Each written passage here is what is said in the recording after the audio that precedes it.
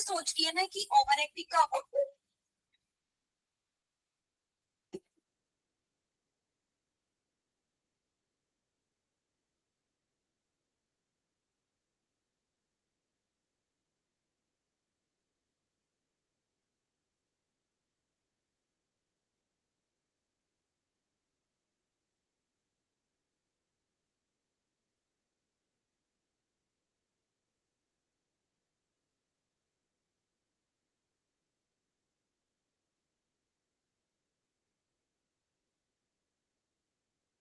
Good evening ma'am.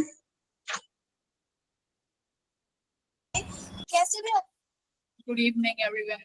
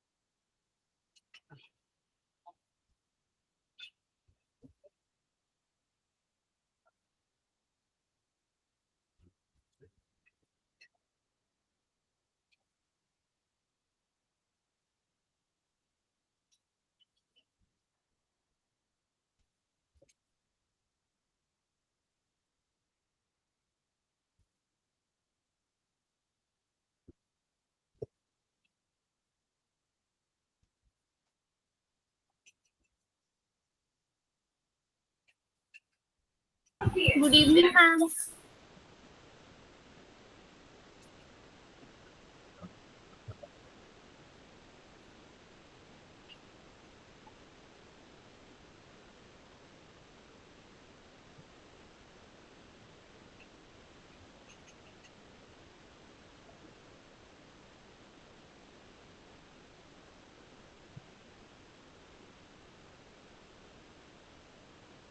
ठीक है student, हमने लास्ट क्लास में अल्टरनेटिंग करंट का स्टार्ट कर दिया था ना, या आज ही शुरू करेंगे हम अल्टरनेटिंग करंट?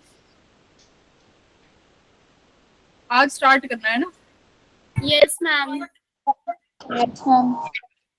ठीक है, अल्टरनेटिंग करंट शुरू करेंगे अपन आज। इजी चैप्टर है, बहुत ज्यादा स्कोरिंग भी है।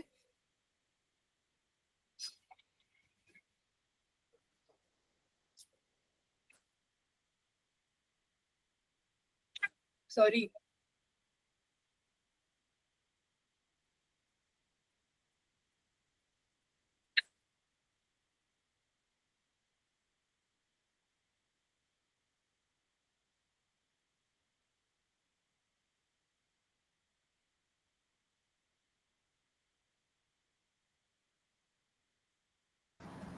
एकदम से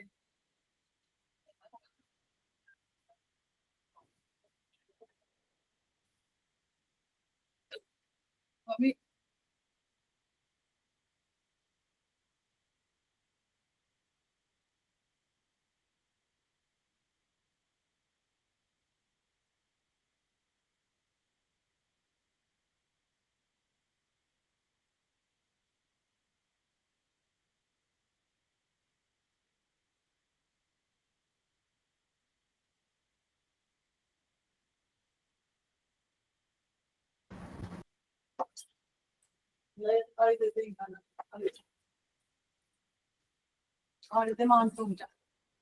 ठीक है।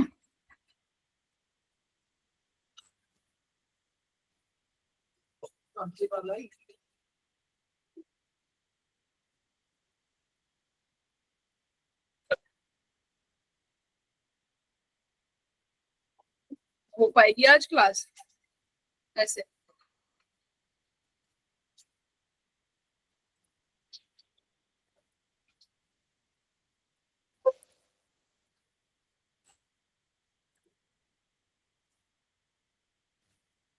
हिकअप्स आती है तो क्या करना चाहिए?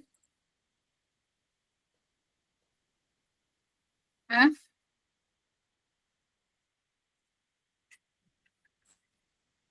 सॉरी, क्या करना चाहिए भाई? मैम पानी पी लो। नहीं हो रही पानी से, ठीक। चलो पढ़ाते पढ़ाते चला जाएगा।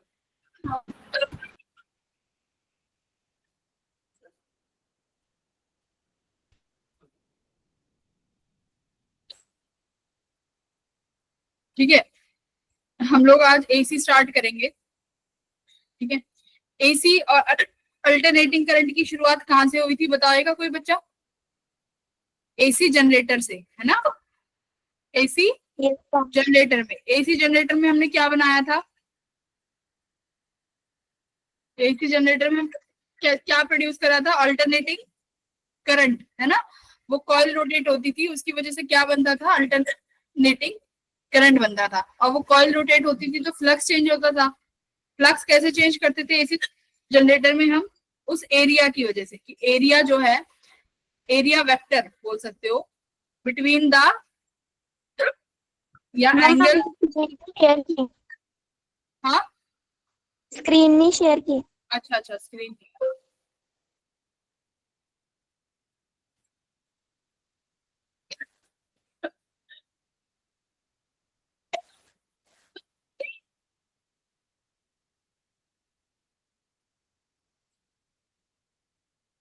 ठीक है, इंट्रोडक्शन टू अल्टरनेटिंग करंट। तो एसी जनरेटर से शुरुआत होती है अल्टरनेटिंग करंट की, जहां पर हम एसी जनरेटर में एक कॉइल को रोटेट कराते थे मैग्नेटिक फील्ड के अंदर, और जब वो कॉइल रोटेट करती थी ना तो फ्लक्स चेंज होता था। फ्लक्स चेंज होने का कारण वहां पर क्या था? एंगल। किस किस के बीच में? मैग्नेटिक फील्ड और एरिया वेक्टर के बीच में बनने वाला एंगल जो है वो चेंज होता था, है ना? Cos theta. तो यहां से हमारा आता है ये फाई, और वहां जनरेट होता था हमारा करंट, है ना? एसी जनरेटर में अब देखो, अल्टरनेटिंग करंट और डीसी करंट में क्या फर्क है, बताएगा कोई? एसी और डीसी, डीसी करंट होता है डायरेक्ट करंट, एसी होता है अल्टरनेटिंग करंट। जो अभी तक जो हम ये बैटरी यूज करते थे, ये जो बैटरी होती थी, ये कैसी बैटरीज होती थी भाई? डीसी बैटरी होती थी ये, है ना? DC battery. तो इन बैटरी से जो करंट प्रोड्यूस होता है वो भी करंट कैसा होता है? Direct current. तो डायरेक्ट करंट क्या होता है बेटा? अपनी कभी भी डायरेक्शन को चेंज नहीं करेगा, जिस एक डायरेक्शन में फ्लो कर रहा है उसी एक डायरेक्शन में फ्लो करता रहेगा। बट जो तुम्हारा अल्टरनेटिंग करंट है वो क्या करेगा? डायरेक्शन चेंज करेगा समय के साथ साथ। जैसे ये ग्राफ बनाया हुआ है करंट और टाइम का, देखो क्या हो रहा है यहाँ पे। पहले करंट 0 था जब तुम्हारा समय भी 0 था, तो ये करंट वर्सेस टाइम ग्राफ है अल्टरनेटिंग में। क्या होगा? करंट 0 से पहले धीरे धीरे धीरे बढ़ा, और यहाँ पर बेटा क्या हो गया? Peak value. यानी ये करंट की वो वैल्यू है जो उस सर्किट में कैसी है? मैक्सिमम है, उससे ज्यादा करंट नहीं हो सकता। जैसे ही एक बार सर्किट में करंट मैक्सिमम हो जाएगा, फिर से वो क्या होना स्टार्ट कर देगा? डिक्रीज होना स्टार्ट कर देगा। ये डिक्रीज हुआ, फिर से करंट एक बार सर्किट में कुछ इंस्टेंट के लिए 0 होगा, फिर क्या होना लगेगा? फिर से बढ़ने लगेगा, बट अब की बार डायरेक्शन क्या हो गई? अब की बार डायरेक्शन हो गई उसकी बेटा चेंज। तो जब एक बार डायरेक्शन चेंज कर ले तो ये इस तरीके का जो करंट रहेगा वो रहेगा अल्टरनेटिंग करंट। बताओ सही? ये सॉरी, ठीक है, ये अल्टरनेटिंग करंट है। अब जनरेशन ऑफ एसी हमने अभी एसी जनरेटर में सीखा था कि ये जो कॉइल होती है, इस कॉइल को हम मैग्नेटिक फील्ड के अंदर रखते हैं, और ये कॉइल घूमती है ओमेगा से, है ना? ये कॉइल घूमेगी, और जब ये कॉइल घूमेगी तो मैग्नेटिक फील्ड के बीच में और इस कॉइल का जो एरिया वेक्टर है उसके बीच में जो एंगल है वो कॉन्टिन्यूसली चेंज होगा। तो यहाँ से क्या है? Variable and fluctuating EMF produce the alternating current. तो ये जनरल एसी का थोड़ा सा यहाँ पर इंट्रोडक्शन दिया है, कुछ नहीं है। देखो फाई हमने दिखाया था, B A cos theta. Theta क्या होगा यहाँ पे? Omega T. ओमेगा क्या है? जिससे ओमेगा से तुम्हारी कॉइल रोटेट करेगी। तो यहाँ से आप फ्लक्स को क्या लिख सकते हो? B A cos omega T. बेटा ईएमएफ क्या हो जाएगा फिर बताओ? D phi by D T होगा ना। तो इस फाई को क्या कर दो? डिफरेंशिएट कर दो, तो कितना हो जाएगा? बी ए ओमेगा, कॉस को क्या बना दोगे? Sign omega T. तो ये क्या आ गई? ईएमएफ आ गई। तो बस यही चीज यहाँ पर दिखाई गई है, ठीक है? बताओ समझ में आया? Yes ma'am. अब जब एसी को कैसे दिखाएंगे? डीसी को दिखाने का तरीका तो ऐसे था, एसी को कैसे दिखाएंगे, एसी को ऐसे दिखाया जाता है, ठीक है, ये एसी है। अब एसी को लिखते कैसे हैं, मान लो इस वोल्टेज को लिखना है तो आप इसको ना ऐसे डिनोट करते हो, V equals to V not sine omega T या फिर कॉस ओमेगा टी भी हो सकता है। इसका मतलब क्या है, वोल्टेज किसका फंक्शन है, साइन का फंक्शन है, ठीक है, साइन का भी हो सकता है, कॉस का भी हो सकता है, ऐसे भी हो सकता है V equals to V not cos omega T, ऐसे भी लिख सकते हैं। लेकिन साइन और कॉस दोनों के जो ग्राफ होते हैं वो ऐसे ही होते हैं ना, जिनकी ऐसे डायरेक्शन चेंज होती है, तो इसीलिए तुम्हारा जो एसी का जो सिंबल रहेगा वो भी ऐसा ही रहेगा, ठीक है। अब यहाँ पर V क्या है, V नॉट क्या है, ये देखो बेटा, ये V क्या है, ये वो वोल्टेज है जो किसी t समय पर होगी सर्किट में, क्योंकि वोल्टेज भी चेंज हो रही है ना, जैसे करंट चेंज हो रहा है बेटा, ऐसी वोल्टेज भी समय के साथ चेंज होगी, ठीक है। तो ये वो वोल्टेज है जो किस समय पे है, किसी टी टाइम पे। V नॉट कौन सी वोल्टेज है बेटा, पीक वोल्टेज, जैसे अभी पीक करंट पड़ा है, ये ऐसे ही क्या है, पीक वोल्टेज है, ठीक है। पीक वोल्टेज वो वोल्टेज है जो तुम्हारे उस सर्किट में कैसी रहेगी, मैक्सिमम, ठीक है, ये पीक वोल्टेज। V क्या है, this is the voltage at any time t। अब बात आया ओमेगा टी, ये क्या होता है बेटा, ये होता है फेस, इसको क्या बोलते हो तुम, फेस एंगल, ठीक है। तो ये फेस हो गया। VT याद रखना, ये किस t समय पर वोल्टेज है, V नॉट पीक वोल्टेज है। अब एक और चीज होती है बेटा डीसी में, ये बताओ डीसी करंट जो होता है उसमें फ्रीक्वेंसी कितनी होती है, डीसी करंट में फ्रीक्वेंसी कितनी होगी, 0, ठीक है। डीसी करंट में फ्रीक्वेंसी नहीं होती। फ्रीक्वेंसी का मतलब क्या होता है कि एक सेकंड में तुम्हारे करंट ने कितनी बार, मतलब एक अपना इसने कंप्लीट किया ना, जैसे मान लो यहाँ पर मैं ये ग्राफ बना रही हूँ, यहाँ पे ये वाला ग्राफ, हाँ ये वाला ग्राफ देखो, जैसे यहाँ पर ये 0 था, यहाँ से लेके यहाँ तक टाइम t हो गया, दिस इज टाइम t। इस एक समय, इस t टाइम में एक कंप्लीट कर लिया उसने, एक साइकिल, करंट ने एक साइकिल कंप्लीट कर ली ना t समय में, t उसका टाइम पीरियड हो गया।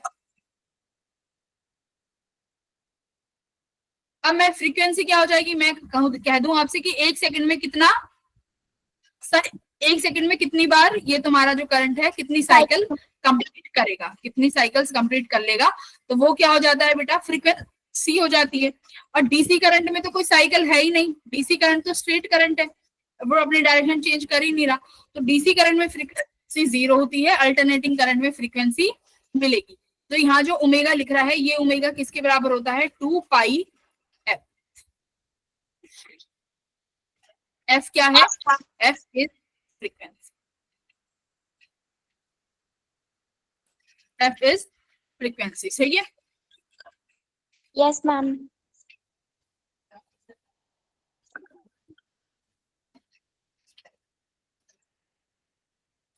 फिर देखो आता है एवरेज करंट। अब एवरेज करंट जैसे हम लोग वहां पे निकालते थे वेलोसिटी में, और ऐसे इंस्टेंटेनियस वेलोसिटी निकालते थे कि एवरेज वेलोसिटी क्या होती है, इंस्टेंटेनियस वेलोसिटी क्या होती है, निकालते थे। तो इंस्टेंटेनियस क्या होता है, इंस्टेंटेनियस क्या होता है, किसी एग्जैक्ट समय कितना करंट है ना, कि टाइम इस टी समय पे बता दो कि सर्किट में करंट कितना है एग्जैक्ट टी टाइम पे, तो उसे बोलते हैं इंस्टेंटेनियस करंट। तो इंस्टेंटेनियस करंट कैसे निकलता है, I equals to D Q by D T से, ठीक है, I equals to D Q, हाँ डी टी, ये इंस्टेंटेनियस करंट है कि बिल्कुल एग्जैक्ट टी समय पे बताओ सर्किट में कितना करंट है। एवरेज करंट क्या हो जाता है भाई, किसी इंटरवल का करंट है ना, कि मैं तुमसे कह दूं कि बेटा t इक्वल्स टू 1 सेकंड से लेके बताओ t इक्वल्स टू 3 सेकंड तक कितना करंट हुआ सर्किट, करेक्ट। तो जब इंटरवल में करंट निकले तो वो कैसा करंट आ जाता है, एवरेज करंट, है ना। सॉरी, ये एवरेज करंट कैसे निकालते हैं, delta Q upon delta T, ठीक है। तो ये एवरेज करंट हो गया, ये तो नॉर्मल अभी तक पढ़ते आए हो, लेकिन यहाँ पर एग्जैक्टली एवरेज करंट कैसे निकालेंगे। देखो यहाँ पर जो आई है बेटा वो किसका फंक्शन रहेगा, साइन या कॉस का, जैसे आई नॉट साइन ओमेगा टी। जैसे वोल्टेज था ऐसी साइन भी ऐसी फंक्शन, ऐसी करंट भी फंक्शन रहेगा। बोलो हाँ, हाँ, है ना। Yes ma'am. I equal I not sine omega T. I not फिर से कौन सा करंट, पीक करंट, ये पीक वैल्यू है करंट की। अब देखो हम आई एवरेज कैसे निकालें। आई एवरेज का निकालने का यहाँ पर क्या फॉर्मूला है। आई एवरेज निकालोगे आप, इंटीग्रेशन करोगे आई का टाइम के साथ, अपॉन में टाइम का इंटीग्रेशन करोगे। अब तुम्हें जैसे मैंने बोला कि 1 से 3 सेकंड लगाओ, तो टाइम का लिमिट्स टाइम की लिमिट लगा देना 1 to 3। तुमसे कितने भी समय के लिए पूछे, तुम्हें लिमिट किसकी लगानी है, समय की, क्योंकि इंटीग्रेशन किसके रिस्पेक्ट में है, dt के में। ठीक है, तो ये एवरेज का फॉर्मूला है। अब ये मान लो तुमसे वोल्टेज पूछे कि बेटा एवरेज वोल्टेज बताओ, एवरेज वोल्टेज बताओ, तो आप क्या करोगे, आई की जगह क्या लिख दोगे, v, इंटीग्रेशन टाइम के साथ ही होगा याद रखना, अपॉन में dt। बोलो बोलो कहां से कहां तक लिमिट लगानी है, टाइम के साथ 1 to 3। ठीक है, अब मान लो कोई भी अगर बेटा कोई भी फंक्शन है, जैसे करंट हो गया, वोल्टेज हो गई, पावर हो गई, कोई भी फंक्शन है, और अगर आपको उसका एवरेज निकालना है तो उस फंक्शन को चेंज कर दो और बाकी जो चीजें है ना वो ऐसी रहेंगी। मान लो अगर पावर होती, पावर निकालने के लिए बोलते, तो इस v की जगह क्या लिख, पावर टाइम अपॉन फिर dt। बताओ, तो कोई भी फंक्शन से अगर मैं पूछे कि आरएमएस में, मैं आरएमएस के इसके लिए बता रही हूँ, सॉरी, अल्टरनेटिंग करंट के लिए, अल्टरनेटिंग करंट में तुमसे अगर कुछ भी पूछे, करंट बताओ, वोल्टेज बताओ, पावर बताओ, और वो भी कैसी, एवरेज। याद रखना ये सब किसके फॉर्मूले हैं, एवरेज के। करेक्ट, बोलो बोलो, ये एवरेज का है, बस उस फंक्शन को चेंज करते क्या क्या कह रहे हो बेटा। हाँ, तो मैं क्या कह रही हूँ, इस फंक्शन को बदलते जाओ, एवरेज एज इट इज रहेगा, I V D T P D T. ठीक है, अब देखो यहाँ पर क्या है, ये मैंने तुम्हें किसका बताया है, वोल्टेज का। ई यहाँ पर क्या है, वोल्टेज, तो वोल्टेज का एज इट इज हो जाएगा, मैंने अभी तुम्हें सिखाया था, V D T upon D T. याद रखना ये ई टी का मतलब क्या है, जो भी फंक्शन होगा वो किसका टर्म में होना चाहिए, टाइम की टर्म्स में, क्योंकि इंटीग्रेशन किसके टर्म में कर रहे हो, dt के टर्म्स में। और मैं तुम्हें कह दूं कि v बेटा मेरा है 4x, क्या कर पाओगे इंटीग्रेशन टाइम का, टाइम के साथ कर पाओगे इसका इंटीग्रेशन, नहीं होगा। सर वोल्टेज किसका, वोल्टेज किसके टर्म्स में होना चाहिए, टाइम के टर्म्स। तो ये रहा, क्या लिखा हुआ है देखो यहाँ पे, if any quantity is a function of time, अगर कोई भी क्वांटिटी टाइम का फंक्शन है और हमें उसका एवरेज निकालना है, तो ये वाला फॉर्मूला यूज करो। जिस भी क्वांटिटी का एवरेज निकाल रहे हो उस क्वांटिटी को यहाँ रख दो और टाइम के साथ क्या कर दो, इंटीग्रेट कर दो।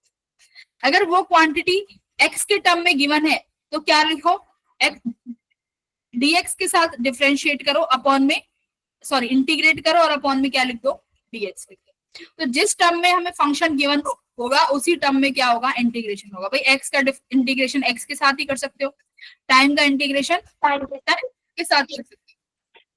तो ये फॉर्मूला हमें याद होना चाहिए। ठीक है, अब यहाँ पर सवाल क्या कह रहा है, ये क्वेश्चन है। भाई मैं तो बहुत परेशान हो गई, इससे तो जा ही नहीं रही।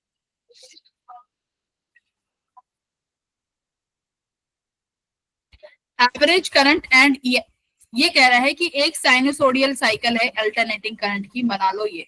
ठीक है, ये लो, मैंने एक साइकिल, ये नीचे वाली तो ज्यादा ही बड़ी हो गई भाई।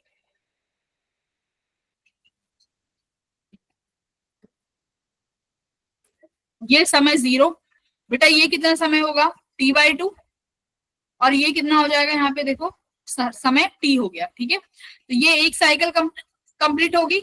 ये पीक वैल्यू कितने समय में होगी जाके, t/4 में। ऐसे यहाँ पे जो ये नेगेटिव वाला पीक आएगा, देखो ये पीक वैल्यूज है, देखो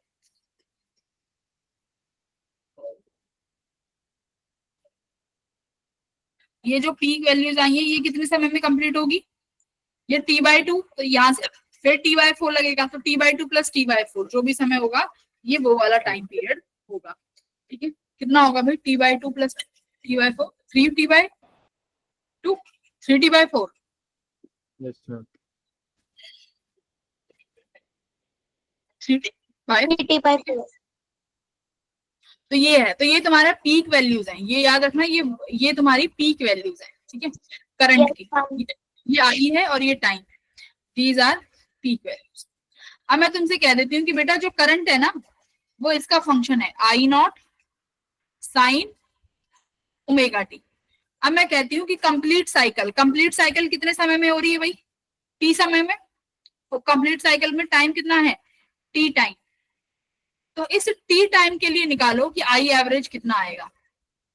कहोगे मैम आपने आई एवरेज का एक ही फॉर्मूला बताया है हमें, क्या, integration of I D T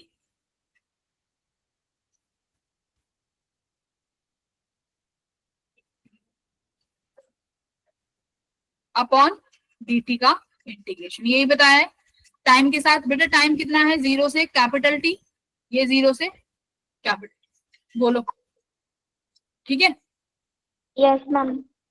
ये कितना लिखोगे, कितना गिवन है, I not sine omega T, यही गिवन है, 0 से कैपिटल टी, ये 0 से कैपिटल टी।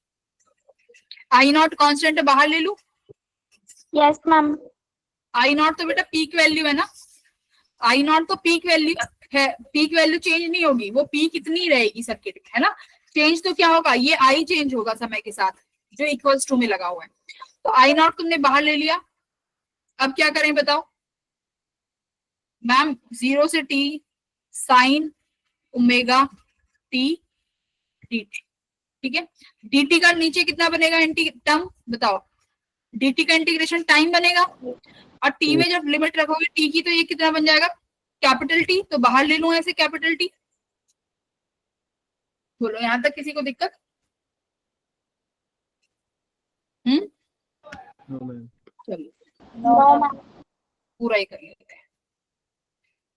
ये बनेगा dt का t, लिमिट्स हैं 0 से कैपिटल टी, तो ये आई नॉट लिमिट रखोगे जब कैपिटल टी तो यहाँ पर टी बाहर आ जाएगा। ठीक है, integration sign omega T dt, limits हैं 0 से लेके कैपिटल टी तक। अब आई नॉट अपॉन टी, साइन का इंटीग्रेशन कितना बनता है बेटा, माइनस कॉस साइन का इंटीग्रेशन, ठीक है, minus cos omega T, omega भी है अपॉन में, ओमेगा बाहर ले लू, फिर यहाँ पे देखो कॉस ओमेगा टी, फिर ओमेगा टी का करोगे तो कितना आएगा, 1 ओमेगा, राइट। तो ओमेगा फिर बाहर ले लिया। लिमिट्स कहां से कहां तक है, 0 से कैपिटल टी तक। Capital तो T. कितना लिखो, I naught upon omega T, minus sign बाहर ले लेते हैं, cos omega capital T minus cos 0, यही होगा, बोलो Yes, ठीक है। ma'am. अब बात आई ओमेगा टी क्या है ना, ओमेगा टी बेटा ओमेगा किसके बराबर होता है, 2 पाई बाय, अभी 2 पाई बाय टी, अभी सिखाया था कि ओमेगा होता है 2 पाई एफ, फ्रीक्वेंसी, फ्रीक्वेंसी को क्या ले सकते हो, 2 पाई बाय टी। तो देखो अगर ये ओमेगा टी को यहाँ ले जाऊं तो ओमेगा टी किसके बराबर है, 2 पाई के, कंप्लीट साइकिल, टू मतलब कंप्लीट साइकिल ओमेगा टी 2 पाई, तो ओमेगा टी की जगह लिखो 2 पाई। कॉस 360 कितना होता है,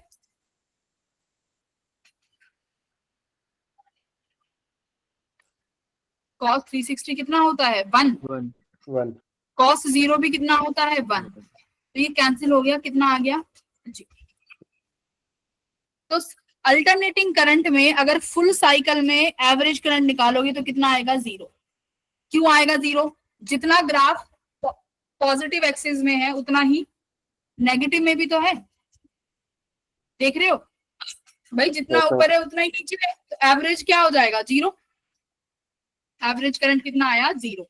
अब मैं तुमसे कहती हूँ एवरेज करंट निकालो आधी साइकिल के लिए, तो आधी साइकिल यानी कितना समय, T/2 आधी साइकिल, हाँ T/2, तो अब सेम सवाल में लिमिट्स रखो 0 से t/2। अब ये बता, और आप बताओ फिर कितना आंसर आएगा। करो 4 हाफ साइकिल।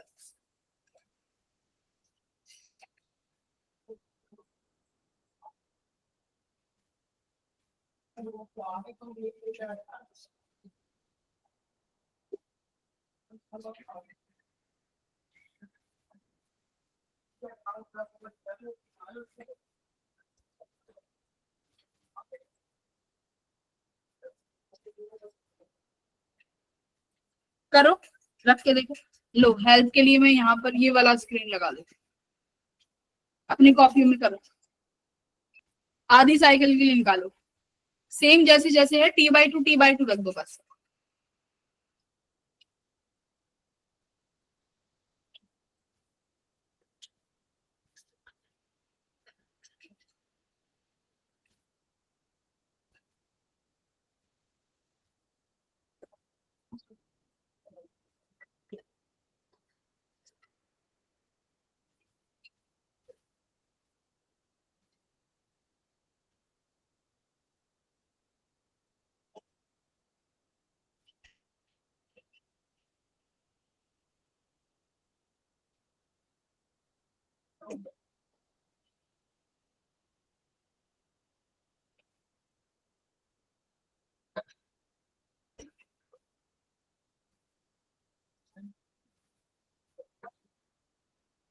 हाँ जी, हुआ कुछ?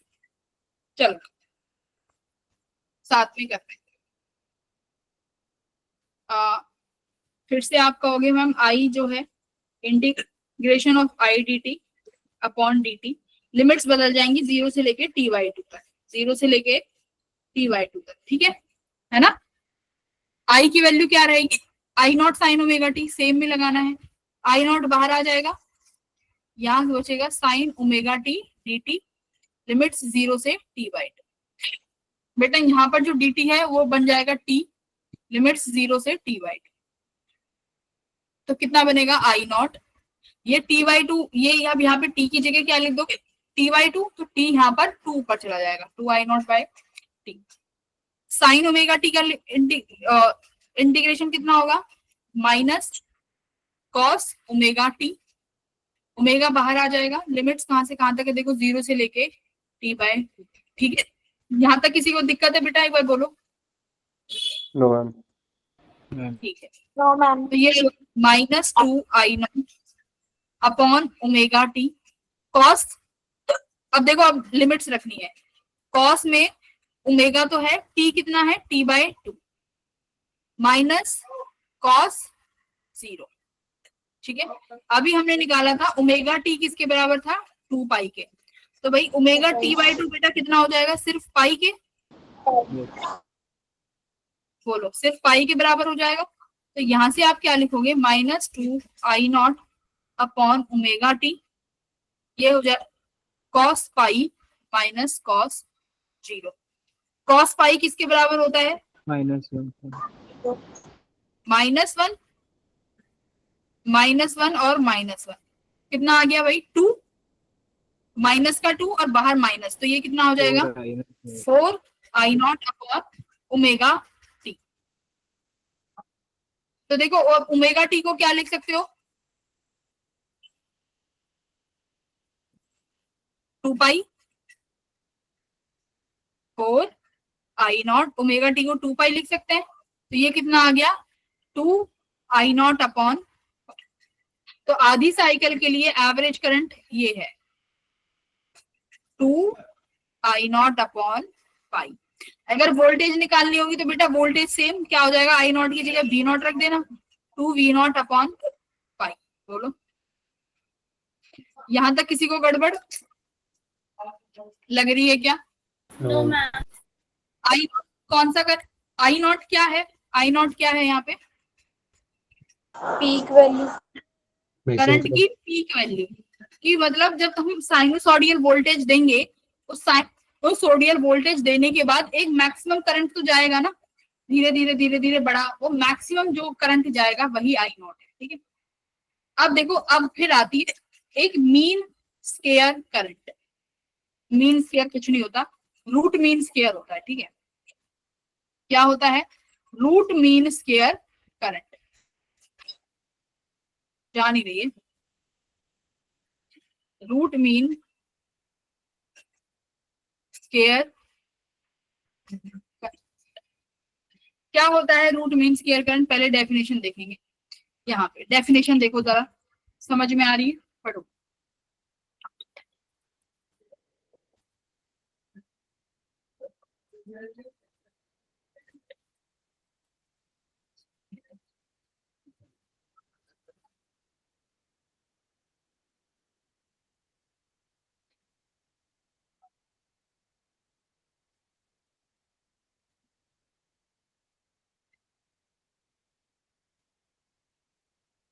बताओ, पढ़ लिया? देख क्या कह रहा है, it is that steady current when passed through a resistance. मतलब ये वो स्टेडी करंट है। स्टेडी करंट कौन सा होता है? DC. Steady current DC current होता है कि ये वो करंट है जब हम रेजिस्टेंस से डीसी करंट पास करते हैं कुछ समय के लिए, तो हमारे पास एक हीट प्रोड्यूस होगी। और अगर मान लो मुझे अल्टरनेटिंग करंट में भी उतनी ही हीट पैदा, अल्टरनेटिंग करंट की वजह, मतलब किसी अल्टरनेटिंग करंट से मुझे वो सेम समय पर सेम हीट पैदा करवानी है, तो मुझे कितना करंट देना पड़ेगा? ये वो आरएमएस वैल्यू है, समझे? ये वो वैल्यू है। मान लो हमारे पास कुछ चीजें हैं, एक तो क्या है? रेजिस्टेंस, और एक हीट, और एक टाइम। यहाँ पर एसी है और डीसी है, ठीक है। अब मान लो आपने डीसी करंट दिया है, तो डीसी करंट में रेजिस्टेंस मान लो कितना है? आर रेजिस्टेंस है। उस आर रेजिस्टेंस के अक्रॉस एक हीट पैदा होती है। कितनी हीट पैदा होती है बेटा? एच हीट पैदा हो रही है। कितने समय में हो रही है? मान लेते हैं टी समय में ही हो रही है, ठीक है। अब मुझे एसी करंट में भी क्या चाहिए? मैं चाहती हूं कि रेजिस्टेंस भी आर ही रहे और मुझे हीट भी एच पैदा करानी है। और कितने समय में करानी है? इसी टी समय में करानी है जैसा डीसी कर रहा है। तो मैं इस कितना करंट यहाँ पर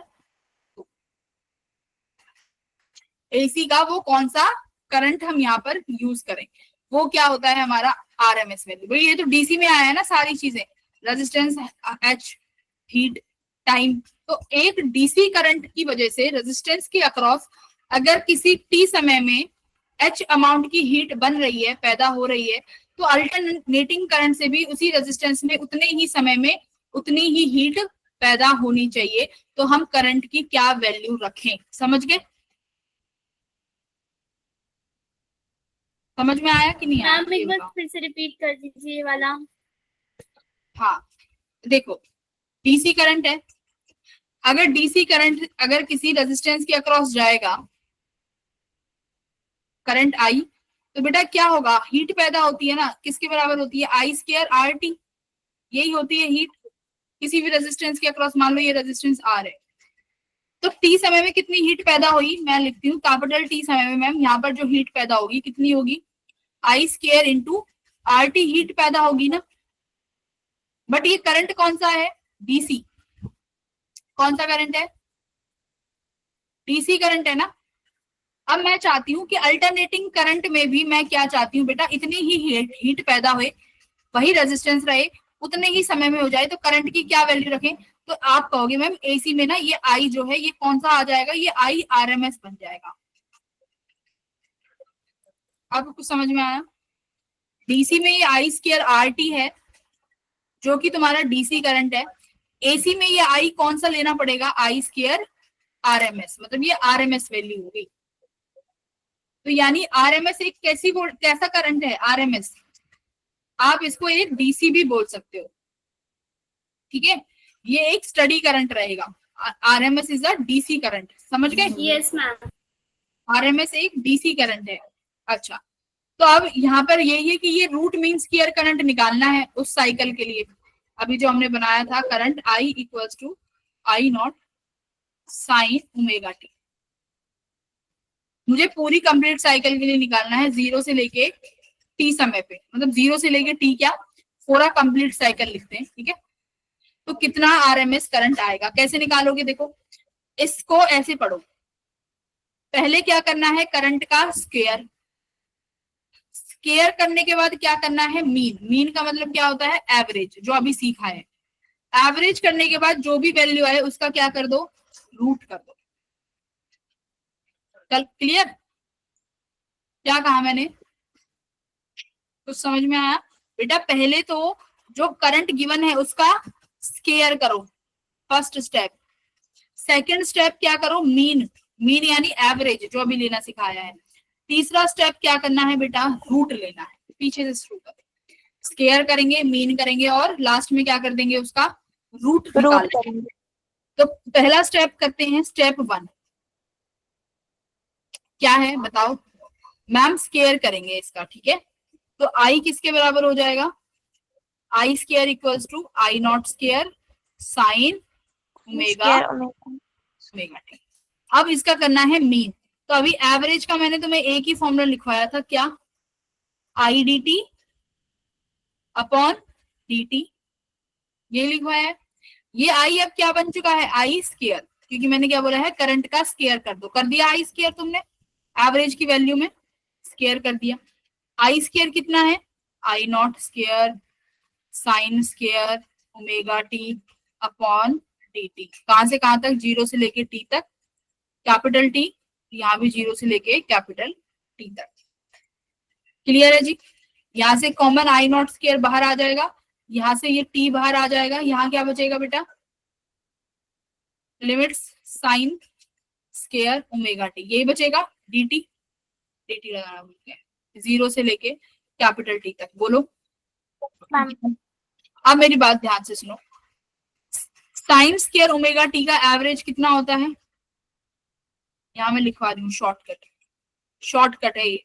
average value sign square omega T की कितनी होती है 1/2, कॉस स्क्वायर ओमेगा टी का एवरेज कितना होता है 1/2, ठीक है।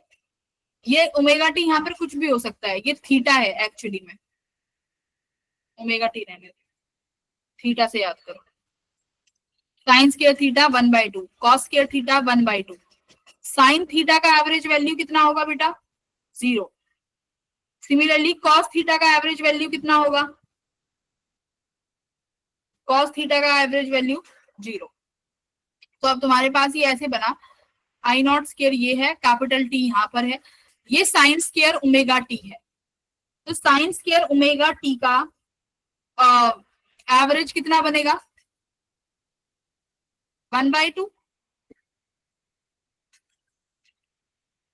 साइन स्क्वायर ओमेगा टी का एवरेज 1/2 लिख दिया, ये dt है,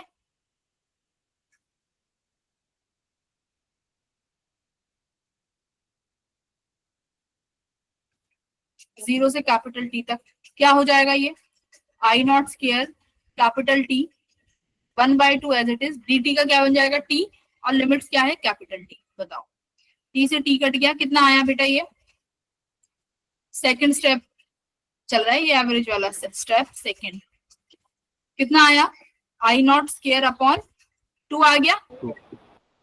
अब थर्ड स्टेप क्या कहता है, देखो क्या कर देने का, स्टेप थर्ड रूट कर देने का। तो जो भी वैल्यू आई है भाई इसका रूट कर दो, तो आई नॉट स्क्वायर अपॉन 2 का रूट किया तो कितना आया आई नॉट अपॉन रूट। ये वैल्यू ये ना मैंने ड्राइव करवाए हैं, बट तुम्हें ये याद होनी चाहिए फॉर्मूले के लिए कि आई आर एम एस, अब यहाँ से क्या लिख सकते हो, ये तुम्हारा आर एम एस वैल्यू आई है, तो यहाँ से आया आई आर एम एस जो है वो किसके बराबर है आई नॉट अपॉन रूट 2 के बराबर है। रिलेशन आ गया ये, और आई नॉट पीक करंट किसके बराबर होगा आई आर एम एस के रूट 2 के। बोलो ये रिलेशन हमें याद होना चाहिए for the complete cycle, but ये तो मैंने तुम्हें करवाया है I not sine omega T के लिए। मान लो पेपर में फंक्शन चेंज करके दे दिया, अभी जैसे क्वेश्चंस भी कराऊंगी, तो हमें एग्जैक्ट स्टेप करने आने चाहिए, क्योंकि पेपर में फंक्शंस चेंज करके दे देते हैं कि इसका आरएमएस करंट बताओ, आरएमएस वोल्टेज निकालो। तो पहला स्टेप क्या है, जो तुम्हारा एवरेज वाला फॉर्मूला है वहां जो आई आता है उसको क्या कर देने का स्क्वायर कर देने का, ठीक है। तो जो भी फंक्शन दिया है उस फंक्शन का कैसे करोगे, उस फंक्शन का स्केयर करोगे, फिर यहाँ पर वैल्यू पुट करोगे और फिर तो इंटीग्रेशन है, मैथमेटिक्स आ जाएगी। क्लियर? चलो Yes, ma'am. आरएमएस हमने निकाल लिया, ये वाला क्वेश्चन करो।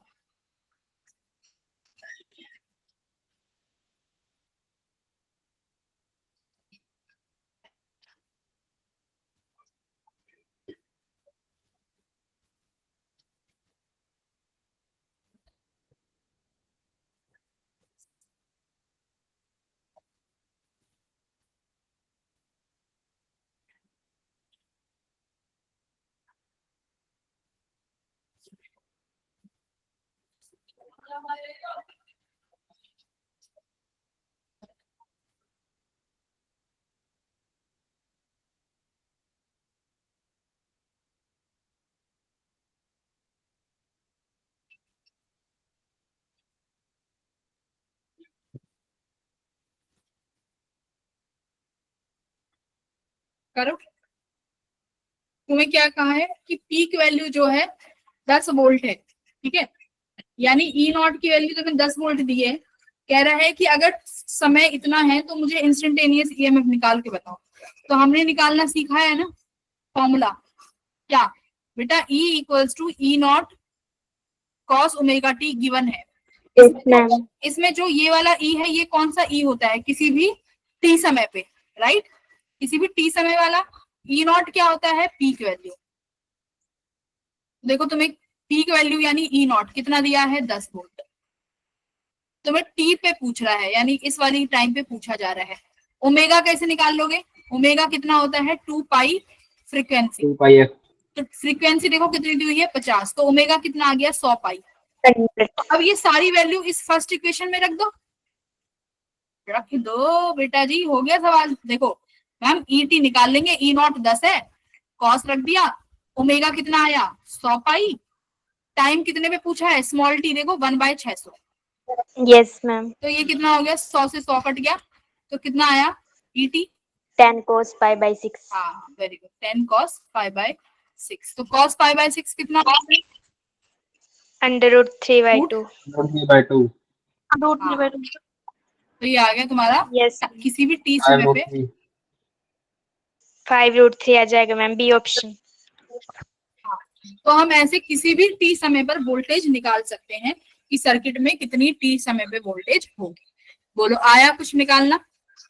Yes, ma'am. Yes, ma'am। बहुत अच्छे, बहुत बढ़िया। ये वाला करो। ये कह रहा है कि ये सर्किट है, जो करंट है वो इस तरीके से वेरी कर रहा है। हमें ये बता दो कि जब करंट पीक वैल्यू पर आएगा तो कितना समय लेगा। तो पीक वैल्यू पे आने पे कितना समय लेता है, टोटल टाइम का t बाय 4। T by 4. अभी सिखाया था t बाय 4 होता है बेटा peak value. Yes. Yes, ma'am. यहाँ पर 0 और ये यहाँ पर हो जाता है कैपिटल T, यहाँ पर t बाय 2, और ये जो पीक वैल्यू है ये होती है t बाय 4 पे। ठीक है, तो पहला पीक t बाय 4 पे आएगा, दूसरा 3t बाय 4 पे आएगा। तो इसने पूछा है 0 से कब होगा, ठीक है, तो निकाल दो फिर कब t बाय 4 पे हो जाएगा।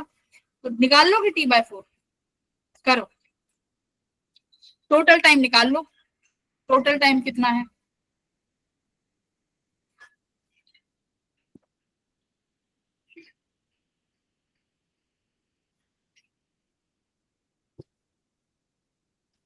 हम 1/400 सेकंड्स आ रहा है। Very Yes, ma'am. गुड, सही है, 1/4 second. बहुत अच्छे। कैसे किया, टोटल टाइम निकाल लिया t। देखो हमारे पास ये फंक्शन है, हमारे पास ओमेगा ma'am. होता है 2 पाई फ्रीक्वेंसी, और हम इसको लिख सकते हैं 2 pi by capital T। Omega तुम्हें गिवन है, देखो यहाँ पर ये जो होता है ये ओमेगा है। अगर कंपेयर करोगे जो मैंने तुम्हें इक्वेशन लिखाई है, I not sine omega T, compare करो दोनों इक्वेशन को। ओमेगा किसकी जगह है भाई, 200 पाई की जगह, तो यहाँ 200 पाई लिखा equals to 2 pi upon capital T। तो T कितना आ गया, 100, Yes, ma'am. Yes, sir। 1/100, 1/100। 1/100 seconds. तो कैपिटल टी ये है, और तुम्हें पता है कि भाई वो मैक्सिमम जाने पर t/4 लेता है, तो t/4 हो जाएगा 1/400। 1/400 सेकंड। बहुत अच्छे, very good, keep it up. ये वाला करो, क्या कह रहा है, अगर आरएमएस, अब देखो यहाँ पे ध्यान से सवाल पढ़ते हैं। If an AC main supply is given to be 220 voltage. अब तुम्हारा सवाल दिमाग में एक सवाल आएगा कि एसी में 220 कैसे दे दिया? एसी वोल्टेज तो साइन या कॉस के फंक्शन में होती है या टी के फंक्शन में होती है, राइट? क्योंकि वो तो कंटिन्यूअसली चेंज होता रहता है समय के साथ। ये तो 220 वोल्ट है, ये तो एक स्टडी वोल्टेज है। तो याद रखना, जब भी तुम्हें एसी के साथ ऐसा कांस्टेंट वैल्यू मिले तो समझ जाना ये कौन सी वैल्यू है, आरएमएस। मैंने बोला था ना आरएमएस कैसा है, डीसी के जैसा। ठीक है, तो ये 220 कौन सी वैल्यू है बेटा? वीआरएमएस। ठीक है, रूट मीन स्क्वायर वैल्यू। तो जहां भी एसी में ऐसा कांस्टेंट वैल्यू दिखे तो समझ जाना ये वीआरएमएस है। अगर करंट दिखे तो समझ जाना कौन सा करंट होगा, आईआरएमएस है। अभी निकाला था ना तुमने क्या? Yes ma'am. आरएमएस जो है V0/√2 के बराबर है। तो ऐसे ही आईआरएमएस किसके बराबर है भाई? I0/√2 के। तो अब ये तुम्हें वीआरएमएस गिवन है। अब कह रहा है average EMF during a positive half cycle.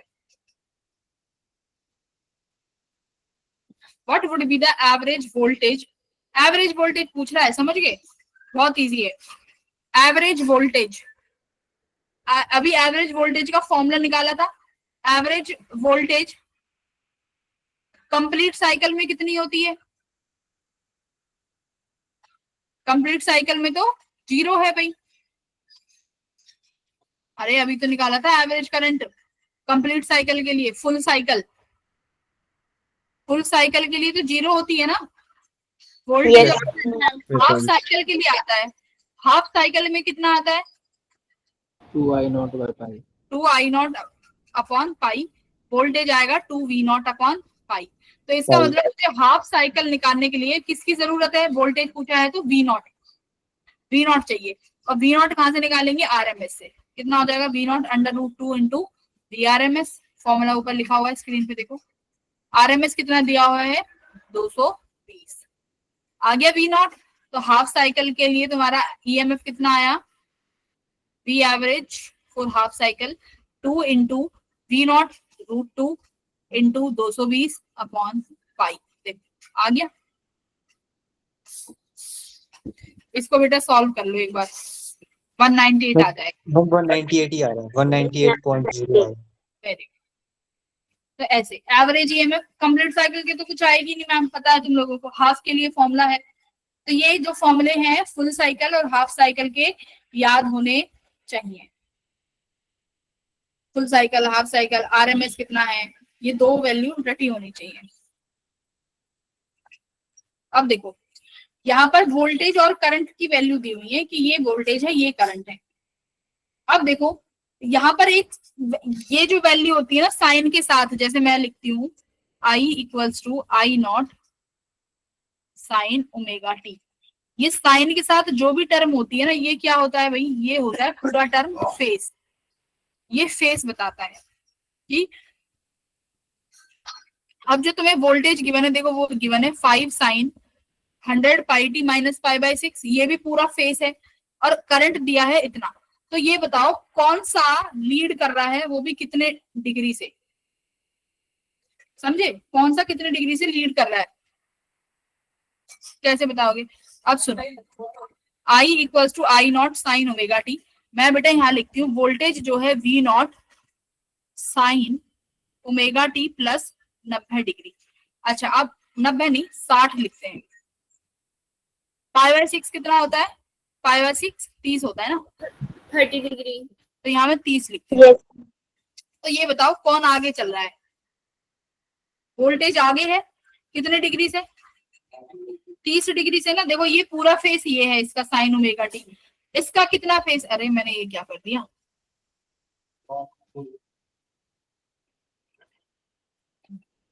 ठीक है।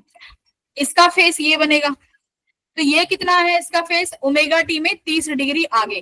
तो कौन ज्यादा है अभी, तो वी नॉट ज्यादा है, कितने डिग्री Yes. से, 30 30 डिग्री। degree.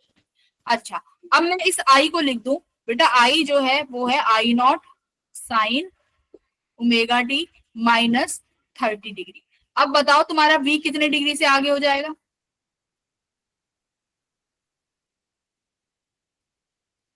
इस केस में, इन दोनों में कंपेयर। भाई पहले वोल्टेज 30 डिग्री से आगे थी जब वो ओमेगा टी था, अब तुमने उस करंट को 30 डिग्री और पीछे कर दिया, तो वोल्टेज कितने से आगे हो गई, 60 डिग्री से ना, 60 डिग्री से आगे हो गई। तो वोल्टेज लीड्स बाय, अब कौन इसमें देखो, अब तुम्हें जो गिवन है इसमें कौन लीड कर रहा है,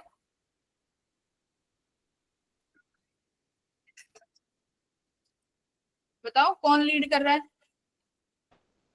करंट में Current. हाँ करंट लीड करेगा, वो भी कितने डिग्री से, 60 डिग्री से।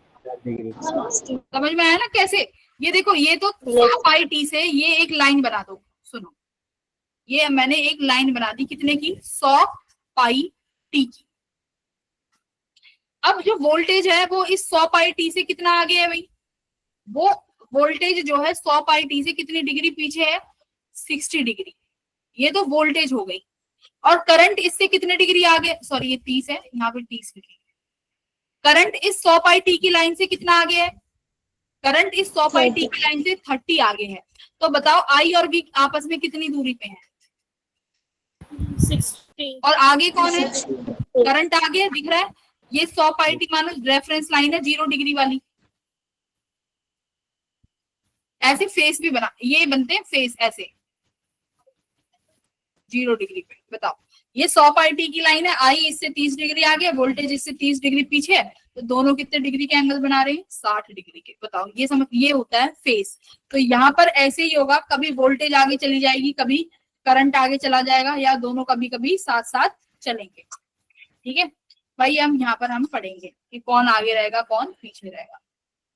ये वाला क्वेश्चन करो।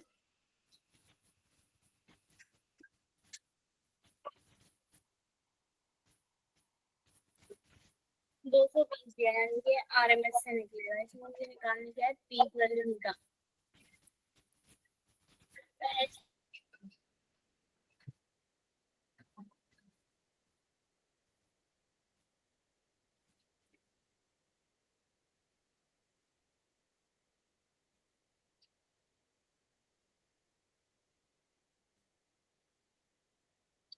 क्वेश्चन कह रहा है कि ये है तुम्हारे पास, टाइम बताओ जब वोल्टेज जो है पीक से 0 होगी।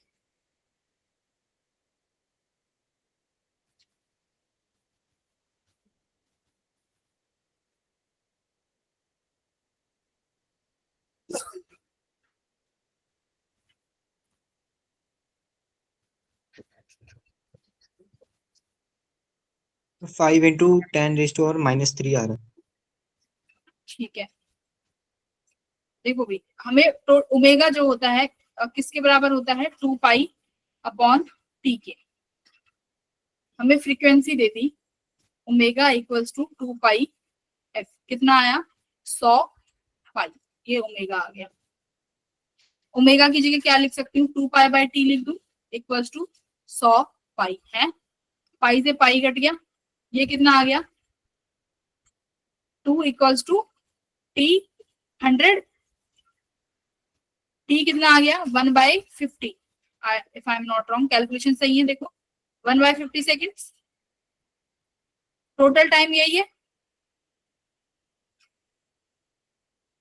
सही है ना, 2 इक्वल्स, हाँ तो ये टोटल टाइम आ गया। अब टोटल टाइम आ गया तो तुम्हें पता ही है कि अगर 0 से t/4 जाना है, मतलब ये हुआ पीक वैल्यू, 0 से t/4 लगता है पीक वैल्यू में, और सिमिलरली पीक वैल्यू t/4 से कब आ जाती है, t/2 में दोबारा 0 हो जाता है, तो सब में गैप तो t/4 का ही है।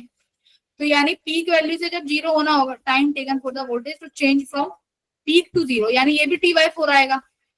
तो बेटा ये तो t/4 यानी 1/200 आ गया, ये तो 1/200 कितना बनेगा 0, ये तो ऑप्शन में भी है क्या, कैलकुलेट करिए, 1/200,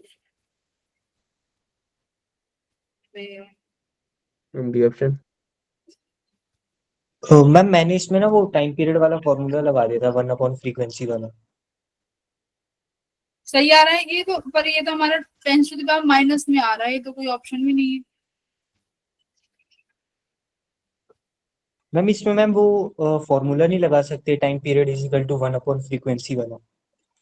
वही तो लगाया है, ओमेगा 2πf होती है हमें, पर फिर इसने 220 क्यों दिया है, कंफ्यूज करने के लिए। ओमेगा से इसने बुलाया है हमें change from peak to zero, peak to zero तो t/2 में t/4 से ये भी तो t/4 में, तो बाय 200 5 × 10 है ना ये। हाँ ठीक है, तो ये तो ठीक है, मुझे लगा ये +3 है, ये -3 है, ठीक है, फिर जितना भी ठीक है। t कितना हो जाएगा t/4, तो यानी 1/200 आ जाए, ठीक है।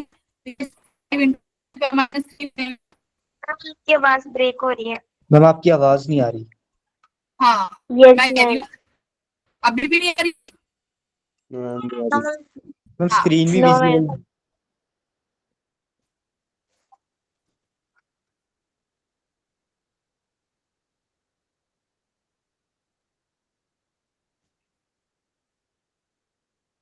मैम स्क्रीन भी विजिबल नहीं है। एक मिनट, हेलो, आवाज तो आ रही है बेटा, आवाज भी नहीं आ रही क्या? यस मैम आ रही है आवाज। मैम फिर आवाज क्या नहीं आ रही? कट रही है आपकी, बार बार ब्रेक हो रही है बहुत। नहीं नहीं बेटा, एक बार अपने तरफ से चेक करो। मैम स्क्रीन तो शो हो रही है प्रॉपर। हाँ फिर मैम बस बीच में आपकी वॉल्यूम कट हो रही थी। वो कभी कभी नहीं, वो कभी कभी हो जाता होगा बेटा नेटवर्क की वजह से, ठीक है, वरना ठीक है, सही है। चलो यस मैम। Yes ma'am. तो यहाँ पर ठीक है, अपना करंट, अपना टाइम कैसे निकाल लोगे, आपने टाइम पीरियड निकाल लिया ओमेगा की हेल्प से, टाइम पीरियड आ गया 1/50, और तुम्हें पता है हर किसी में t/4 लगना है, 0 से पीक जाओ तो भी t/4, पीक से 0 आओ तो भी t/4, तो आ गया 1/4 कर दोगे तो 1/4 यानी 200, 1/200 यानी 5 × 10⁻³ तुम में से कोई कह रहा था कि मैम वैसे नहीं कर सकते, कैसे नहीं कर सकते बोलो।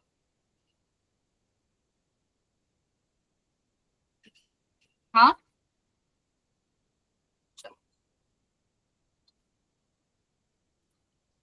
ये वाला क्वेश्चन करो बेटा, आवाज आ रही है ना? Yes ma'am.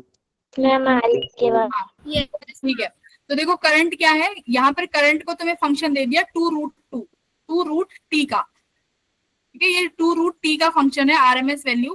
करंट जो है 2 से 4 सेकंड का है, के बीच में फाइंड करना है आरएमएस वैल्यू निकालनी है। आरएमएस वैल्यू तो पता है ना, आरएमएस पहले मीन फिर रूट करना है, स्क्वायर फिर मीन फिर रूट।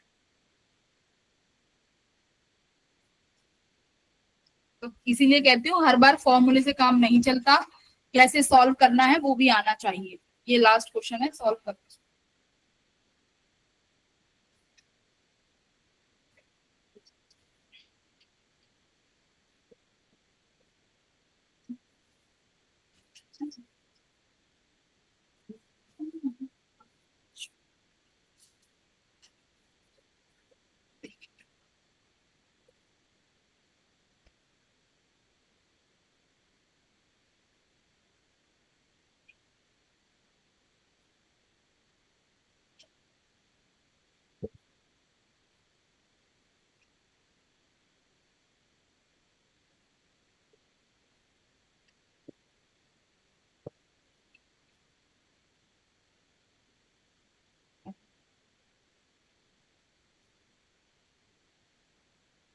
आ रहा है आंसर? हाँ बताओ कितना आ रहा है? मैम 2√3। वेरी गुड, बहुत अच्छे निष्ठा, एकदम बढ़िया आंसर आया है। देखो यस मैम ये आ रहा है।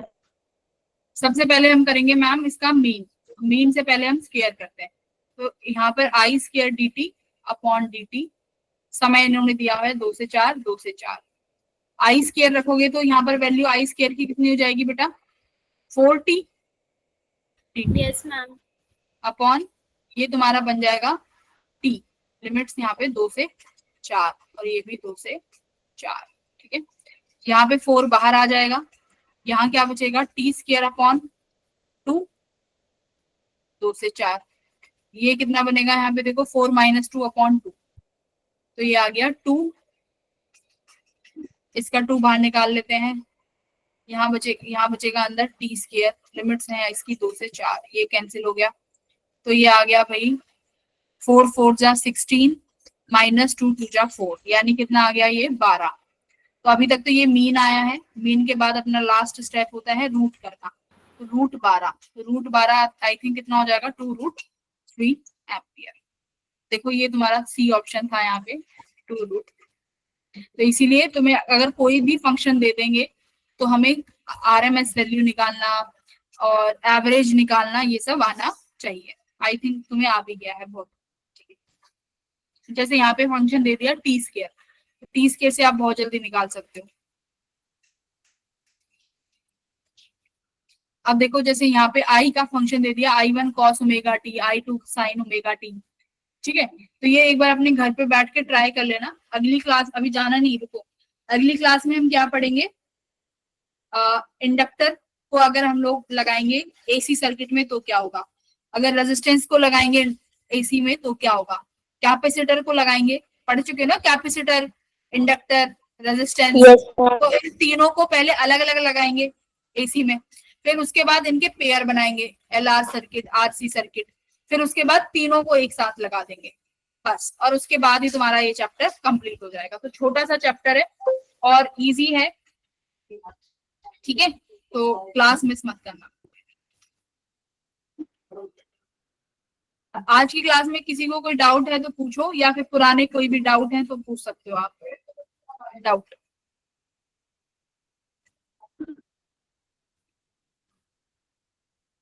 डाउट्स पूछ सकते हो।